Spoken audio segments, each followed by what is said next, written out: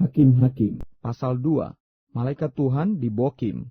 Lalu malaikat Tuhan pergi dari Gilgal ke Bokim dan berfirman, telah kutuntun kamu keluar dari Mesir, dan kubawa ke negeri yang kujanjikan dengan bersumpah kepada nenek moyangmu. Dan aku telah berfirman, aku tidak akan membatalkan perjanjianku dengan kamu untuk selama-lamanya.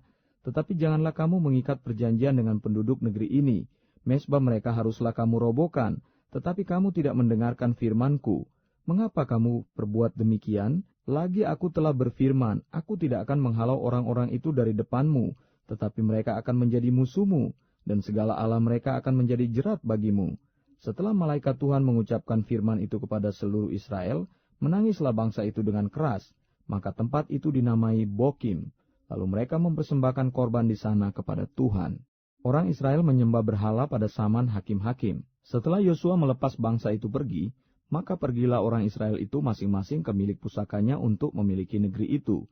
Dan bangsa itu beribadah kepada Tuhan sepanjang zaman Yosua, dan sepanjang zaman para tua-tua yang hidup lebih lama daripada Yosua, dan yang telah melihat segenap perbuatan yang besar yang dilakukan Tuhan bagi orang Israel.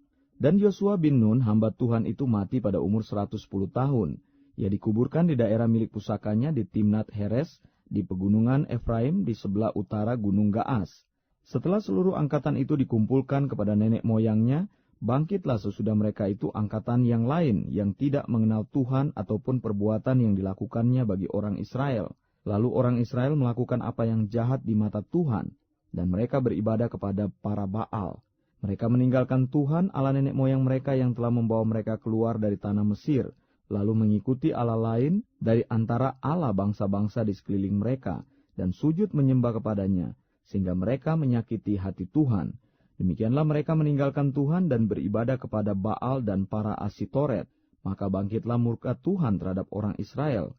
Ia menyerahkan mereka ke dalam tangan para perampok dan menjual mereka kepada musuh di sekeliling mereka, sehingga mereka tidak sanggup lagi menghadapi musuh mereka.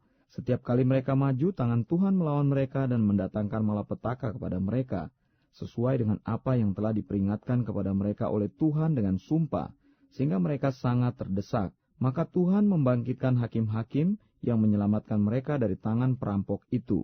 Tetapi juga para hakim itu tidak mereka hiraukan, karena mereka berzina dengan mengikuti Allah lain dan sujud menyembah kepadanya. Mereka segera menyimpang dari jalan yang ditempuh oleh nenek moyangnya yang mendengarkan perintah Tuhan. Mereka melakukan yang tidak patut. Setiap kali apabila Tuhan membangkitkan seorang hakim bagi mereka, maka Tuhan menyertai hakim itu dan menyelamatkan mereka dari tangan musuh mereka selama hakim itu hidup. Sebab Tuhan berbelas kasihan mendengar rintihan mereka karena orang-orang yang mendesak dan menindas mereka.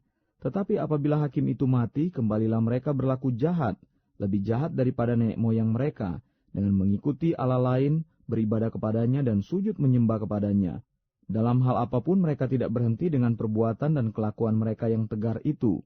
Apabila murka Tuhan bangkit terhadap orang Israel, berfirmanlah ia, karena bangsa ini melanggar perjanjian yang telah kuperintahkan kepada nenek moyang mereka, dan tidak mendengarkan firmanku, maka aku pun tidak mau menghalau lagi dari depan mereka, satupun dari bangsa-bangsa yang ditinggalkan Yosua pada waktu matinya, supaya dengan perantaran bangsa-bangsa itu aku mencobai orang Israel, apakah mereka tetap hidup menurut jalan yang ditunjukkan Tuhan, seperti yang dilakukan oleh nenek moyang mereka, atau tidak.